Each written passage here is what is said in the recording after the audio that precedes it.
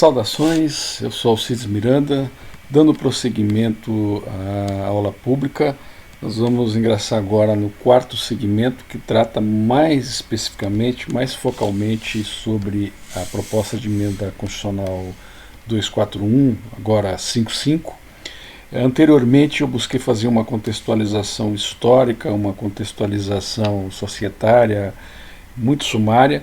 Tentei fazer uma análise de conjuntura também muito rápida e tentei demonstrar, né, que o projeto político desse governo, chamada Ponte para o Futuro, é o contexto onde nós temos que referenciar a discussão dessa proposta de emenda constitucional. Então nós vamos falar um pouco dessa proposta e no último segmento eu quero conversar rapidamente sobre que alternativas a gente tem, como é que a gente pode lidar com essa perspectiva não somente conjuntural, mas contextual de reciclagem histórica.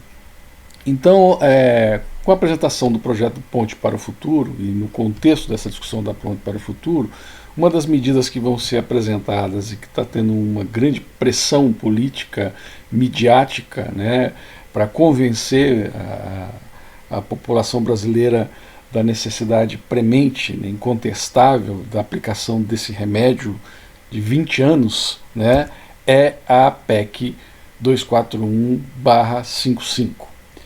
E, né, essa proposta tem um discurso oficial. Primeiro, eu já me referi isso no segmento anterior, que existe um insustentável crescimento do gasto público, que é necessário se estabelecer um teto para esse gasto, de modo a recuperar a economia, que é uma solução de longo prazo, não é uma solução usual, e é interessante analisar isso retrospectivamente com o discurso que Fernando Henrique Cardoso fez na época em que ele lançou a Lei de Responsabilidade Fiscal e também o Fundo de Estabilização Fiscal, onde dizia, era um discurso muito parecido, e que iria recuperar a economia. Entretanto, não houve nem a diminuição da dívida pública e nenhum impacto da economia com aquele ensaio de ajuste fiscal.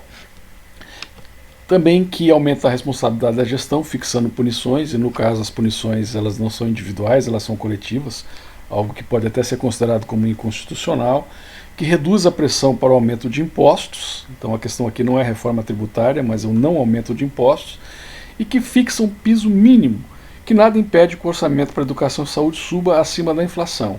Entretanto, né, o que esse discurso não diz é que esse piso mínimo é a partir da desvinculação orçamentária dos gastos de saúde e de educação. Mas nós vamos ver isso logo a seguir. Dados da própria imprensa oficial, do jornal o Globo, né, em reportagens, projetam, né, cortes, né, mas há sempre um discurso que, se você ler o texto da PEC, né, literalmente ler o texto da PEC, nada ali autoriza dizer que vão haver cortes nem em educação, nem em saúde, nem em uma área pública.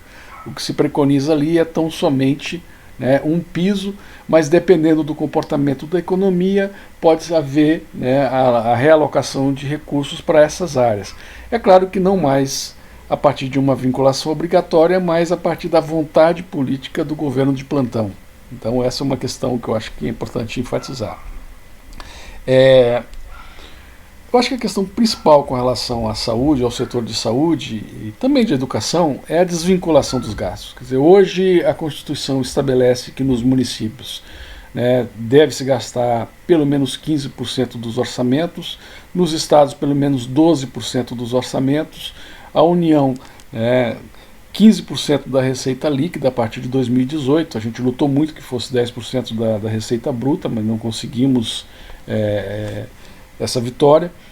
E é importante, e há uma lei, né, a Lei 141, que regulamenta o que não são gastos em saúde, né, e define melhor aquele mascaramento de gastos, com pagamento de inativos, de aposentados e outros gastos, como se fossem gastos em saúde. Ao desvincular os gastos em saúde, né, há dois problemas significativos. Quer dizer, a partir da desvinculação, né, há um piso, há um valor mínimo que depende do comportamento da economia, e aí está estabelecido uma variável, né, que vai regular esse aumento desse piso a partir do funcionamento da economia, mas As complementações a esse piso vão depender da vontade política de cada governo que tiver vigente. Então volta-se a uma etapa anterior de que os gastos sociais dependem da vontade política do governante e não de uma definição prévia, né, de uma responsabilização prévia do orçamento para com não só demandas sociais, mas também com o caráter de progressividade dessas demandas. População envelhecendo, diminuição demográfica, mas um aumento do envelhecimento da população, alteração no perfil de demandas, né, não só de saúde, mas em outras áreas também, e esse caráter de progressividade ele vai depender da vontade política do governante de plantão e não daquilo que foi estabelecido. Essa PEC, então, ela descaracteriza, ela desmonta o que foi aprovado anteriormente, que já era uma proposta ruim, de 15% do orçamento líquido a partir de 2008, numa escala progressiva. Ela congela esse valor e vem os economistas dizer, não vai haver corte. Na verdade, não está escrito lá que vai haver corte. Define-se um piso, esse piso pode variar de acordo com a vontade política do governo e do comportamento da economia. Para o bom entendedor, né, legaliza, né, aquela burla que vem desde do Plano Real, em que autoriza a destinação orçamentária para chamada dívida pública a partir do sequestro de recursos, primeiro a partir do Fundo de Estabilização Fiscal, depois a partir da DRU. Né? E é uma proposta de 20 anos, né, de um estado fiscal, de sítio fiscal de 20 anos, que inclusive deixa uma abertura, né, para que esses recursos possam ser utilizados em parcerias público-privadas e para transferências para o setor financeiro. Isso está no projeto da Ponte para o Futuro. Quem você lê literalmente o texto da PEC não vai encontrar isso, mas está no projeto, e como isso não foi regulamentado, fica essa possibilidade do governante transferir esses recursos para parcerias público-privadas, para outras destinações que não a política social.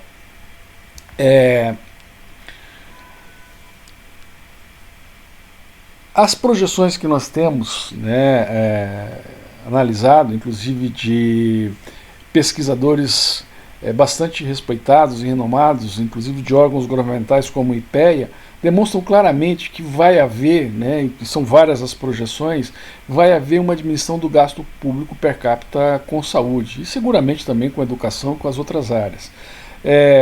Mas antes de entrar nesse debate e mostrar um pouco essas projeções, eu quero chamar a atenção de que o próprio Núcleo de Estudos e Pesquisas do Senado Federal realizou um estudo e fez um parecer, né, um apontamento da inconstitucionalidade dessa proposta de emenda constitucional, principalmente pelo desrespeito à questão da progressividade de demandas e a necessária progressividade de recursos para as respostas institucionais do Estado brasileiro, do governo federal no caso, para com essas demandas. E esse estudo, né, um estudo bem consistente, eu recomendo quem tem interesse em discutir a PEC que leia esse documento, ele está disponível na internet, né, tem dados bastante consistentes. Ele foi solenemente ignorado pela Comissão de Constituição e Justiça do Senado, que aprovou a constitucionalidade da matéria sem maiores delongas, a partir de um acordo político de maioria, né, o exercício inescrupuloso da maioria, e tocou-se em frente sem se levar em conta essa questão.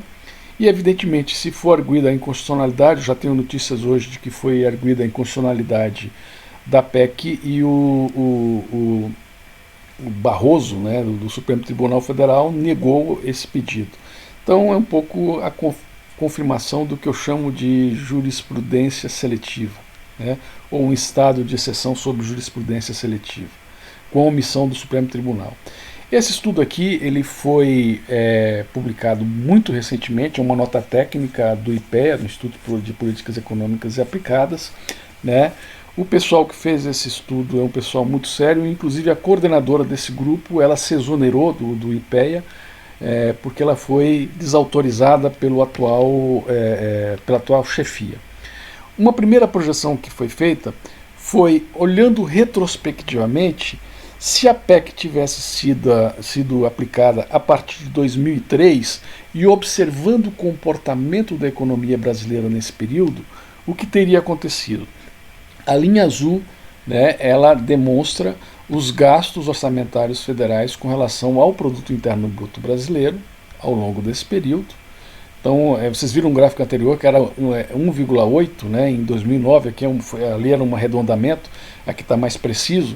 Então nós temos aqui, né, uma pequena variação dos gastos com relação ao Produto Interno Bruto. Entretanto, se a PEC tivesse sido aplicada e observada o comportamento da economia e a definição do piso a partir do comportamento da economia, o que teria acontecido com os gastos, né, orçamentários federais em saúde com relação ao Produto Interno Bruto é um evidente decréscimo, né, uma perda muito significativa, né, sairia de 1,67 para praticamente 1% só do Produto Interno Bruto. Nesse mesmo estudo, também é feito uma projeção prospectiva, né, então pegando o período de 2016 a 2036, os 20 anos desse estado de sítio fiscal, né, quais seriam as projeções para os gastos orçamentários federais em saúde em relação ao Produto Interno Bruto. A linha azul escuro seria os gastos orçamentários sem a PEC, né, com a proposta de 15% do orçamento líquido a partir de 2018, 2019, haveria uma certa estabilidade que manteria inclusive o subfinanciamento do setor público de saúde, infelizmente, mas analisando o impacto da PEC, os autores trabalharam 4 cenários de comportamento da economia, um cenário com crescimento do PIB mais acentuado, mais discreto, um cenário com crescimento zero, não crescimento, e um cenário com decréscimo do PIB. E em todos esses cenários, né, haveria uma diminuição dos gastos orçamentários federais em saúde com relação ao Produto Interno Bruto. E evidentemente, se a gente projeta isso na relação de gastos per capita, né, considerando a taxa de crescimento da população brasileira, evidencia-se de uma forma patente, de uma forma inegável, a diminuição também dos gastos públicos, dos gastos federais, no caso, per capita. É importante também colocar claramente que o efeito da PEC ele pode ter, né, uma reação em cascata com relação a reformas nos governos estaduais e em governos municipais.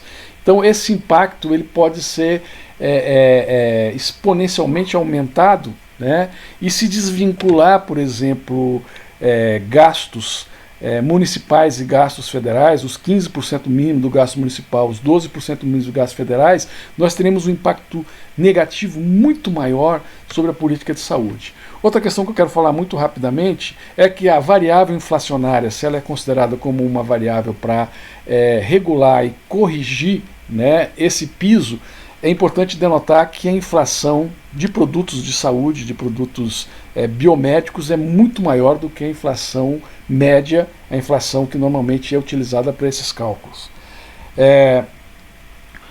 Também, outro estudo do IPEA, uma outra nota técnica, faz uma projeção com relação a outras políticas públicas, que não somente a de educação, aqui pega o caso do Ministério do Desenvolvimento Social e Agrário, e as políticas desse ministério, e faz uma análise de 2016 a 2036, analisando os gastos orçamentários federais com o financiamento dessas políticas públicas, aqui inclusive entre o Bolsa Família e outras políticas importantes, né, de discriminação positiva, de distribuição de renda, e o impacto que teria com a inserção da PEC e a definição do piso de financiamento para essas políticas. Então, mais uma vez, demonstrado por um instituto do próprio governo federal. Além disso, né, voltando àquela discussão que eu fiz no segmento anterior, se são os gastos primários, os gastos em políticas sociais principalmente, que estão aumentando o déficit público, a gente observa claramente, por exemplo, no período aqui de 2006 a 2015, né, que não implica, né, num impacto grande na relação da proporção com o Produto Interno Bruto, e provavelmente não é o fator principal para gerar esse déficit financeiro, esse déficit fiscal. Eu volto à discussão anterior com relação aos gastos com os juros, e o setor saúde mantendo aquela estabilidade, aqui arredondando, né, os dados. E aqui também nós temos uma série histórica muito mais prolongada. Nós temos aqui a relação dos gastos do orçamento federal com relação ao PIB de 1980 a 2015. E a gente pode observar, né, pegando aqui períodos onde houve queda, mas que nunca essa variação passou de 1,8, 1,7, 1,8 com relação ao produto interno bruto. Outro gráfico importante, né, dos gastos do governo federal, aqui pegando a área de assistência social, previdência, saúde, educação, habitação e saneamento, nós vamos observar a mesma coisa. Quer dizer, não há variações muito significativas em termos de aumento de gastos com relação ao PIB. No caso da assistência social, há um aumento que sai de 0,5 para 1,2 do PIB, né, ao longo desse período. No caso da educação, há um aumento discreto também, né, principalmente nesse período do governo Lula e Dilma. Mas a conjunção, né, a soma desses gastos, né, relacionados ao PIB não tem a mesma variação e o mesmo impacto do que a questão da política, do que se paga com juros ou juros sobre juros da dívida. Então, esses são dados importantes para demonstrar, né, e eu acho que até para desmontar aquele discurso de economistas que o governo está gastando muito, está gastando mal com políticas sociais, isso tem gerado déficit público, por isso o governo tem que emitir títulos, vender títulos, né, pagar juros, e isso cria uma falta de controle com relação ao déficit público. Né? Esse argumento, né, ele não se justifica. É claro que a questão do gasto com o pessoal ela é muito utilizada como um argumento, mas o gasto com o pessoal, quando ele impacta, né, sobre a produção de serviços, ele amplia serviços, ele também impacta indiretamente sobre a economia do mercado, e como eu disse antes, isso não está sendo analisado, isso não está sendo medido, não está sendo dimensionado e não está sendo colocado como contraponto nessa discussão. Aqui é um outro gráfico do incremento, né, de gastos públicos, comparando aqui o gasto federal com o gasto dos estados, dos municípios, e a gente vê claramente aqui uma série histórica menor, de 2007 a 2014, que o menor incremento de gastos na área de saúde foram os gastos federais. Quer dizer, houve um maior incremento de gasto da parte dos municípios, menos dos estados, bem menos dos estados, mas a União foi a que menos incrementou gastos ao longo desse período que foi analisado aqui. Aqui é um período maior, pegando 2002 a 2013, e a gente vê aqui a distribuição proporcional, né, dos gastos federais, estaduais e municipais, e mais uma vez a gente vê uma coisa muito parecida com o gráfico anterior. Quer dizer, os municípios eles saem de um patamar de gastos em torno de 25% do total de gastos públicos em saúde e vão chegar a 30%. E os gastos federais saem de 52% e vão diminuindo para 42%, 43%. Então esse discurso de que está havendo um aumento, um incremento de gastos federais com políticas sociais, com políticas públicas, na área de saúde, por exemplo, não se sustenta. As estimativas que têm sido feitas por economistas, né, inclusive economistas que têm trabalhado há muitos anos com dados do orçamento público de saúde, no caso aqui no Conselho Nacional de Saúde, estima uma perda de 434 bilhões de reais para o SUS nos próximos 20 anos, caso a PEC seja implantada. Então isso é bastante significativo, né? Descaracteriza aquele discurso de que tem um piso, mas pode-se colocar complemento caso seja necessário, dependendo da vontade política do governo, dependendo do comportamento da economia. Quer dizer, todos os dados que a gente tem, todas as projeções que a gente tem, indicam claramente uma diminuição de gastos para um sistema que já é subfinanciado desde a sua origem. Tem uma pergunta que eu acho que é importante, tem a ver com o projeto da Ponte para o Futuro que eu me referi no segmento anterior.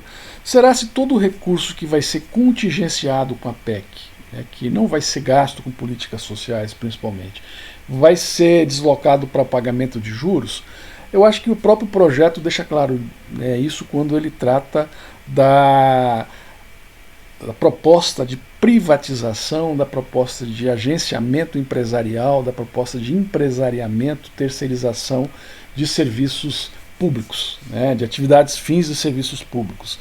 E há um conjunto de propostas que vão deslocar esse recurso contingenciado para financiar parcerias público-privadas, para financiar ou para aumentar, para incrementar, né, o empresariamento da gestão pública e o repasse, inclusive, o agenciamento para organizações sociais, organizações da sociedade civil de interesse público, né? E nós temos, inclusive, notícias muito claras, né? Por exemplo, notícias muito recentes agora, dessas últimas semanas. O ministro da Saúde, o atual ministro da Saúde, que inclusive se elegeu como deputado a partir de financiamentos de planos de saúde, chama os empresários da Fiesp e diz que tem recursos, tem 6 bilhões de recursos para investimento no complexo industrial de saúde, né?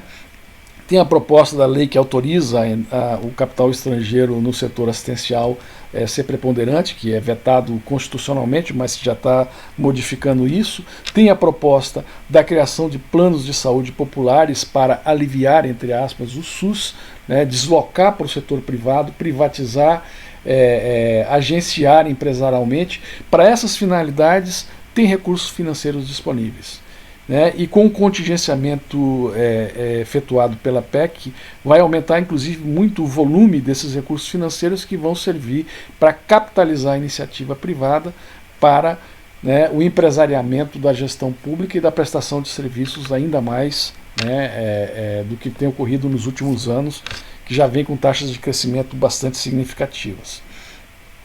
Então, para terminar a apresentação sobre a PEC, né, eu chamo a atenção de que não basta só focar a leitura, a discussão, a análise, a interpretação sobre o que está escrito na proposta de emenda constitucional. É de suma importância se ir além disso, se contextualizar essa leitura.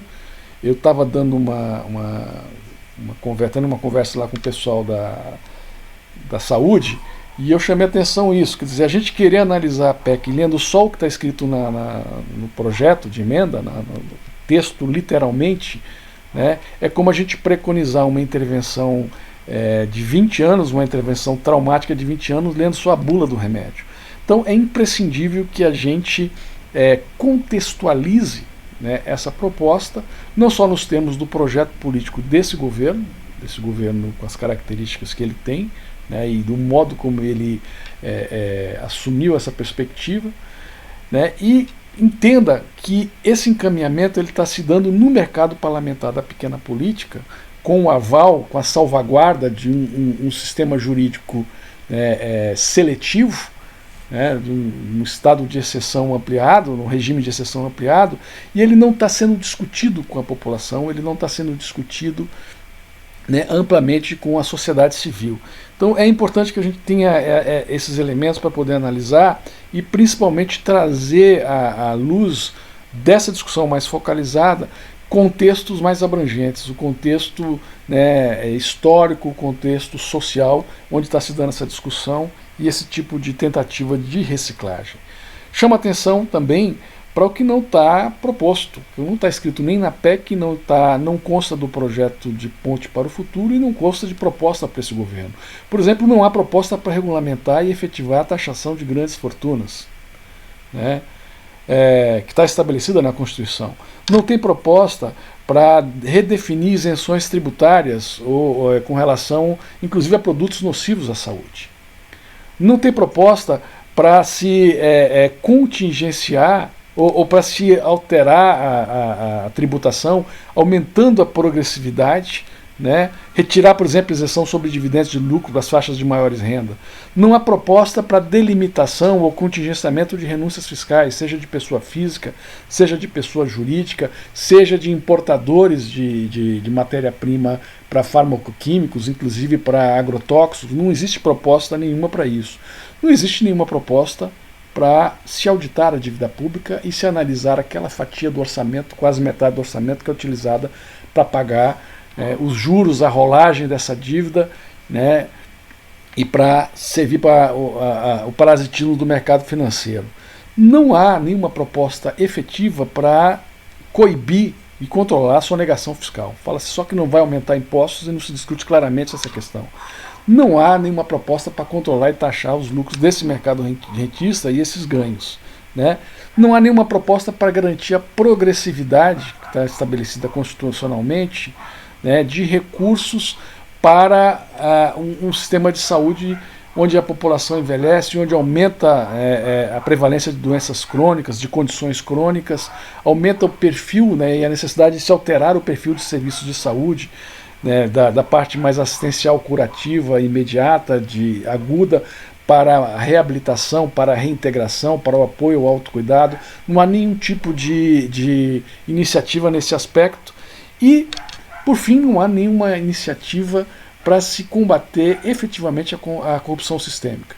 O discurso anticorrupção ele foi muito útil taticamente, né, para desgastar o governo, provocar crise, para capitalizar parte da sociedade civil e para se dar esse golpe. E aí esse discurso anticorrupção ele foi deixado de lado e não se discute nenhuma proposta, por exemplo, de emenda constitucional, nenhuma proposta de legislação mais efetiva para se lidar com essa corrupção sistêmica. Enfim, né, terminando esse segmento, né, a PEC ela é a decretação de um estado de sítio fiscal por 20 anos, né, que só foca no contingenciamento, na restrição de gastos sociais, chamados gastos primários, mas principalmente os gastos sociais, e é como tentar se tratar um problema, né, vou fazer uma alusão clínica, eu sou médico, não sou economista, mas é como se eu tivesse um caso de adoecimento por parasitismo e ao invés de eu tratar o parasita e a relação de parasitismo, eu estivesse tentando tratar sintomas, e sequer tratando os sintomas principais, mas tratando os sintomas secundários. Nós já vimos esse filme no período FHC, estamos vendo esse filme agora de novo de uma forma muito mais incisiva, e para quem puder analisar o contexto, para quem puder ter uma visão mais abrangente sobre o que acontece e quais são as decorrências disso, não há dúvida nenhuma qual é o posicionamento, qual é a disposição que tem que ter com relação à proposta de emenda constitucional. É claro que para lidar com esse desafio não existem receitas, mas no último segmento eu quero falar alguma coisa sobre as disposições que a gente pode ter, quem não concorda com essa proposta, não somente da PEC, mas desse projeto de político, e de mais essa tentativa de reciclagem histórica, o que é que a gente pode fazer e como é que a gente pode tentar lidar com essa questão, inclusive fazendo autocríticas. Então, quem tiver disposição e ânimo para ver o último segmento, eu aguardo vocês lá.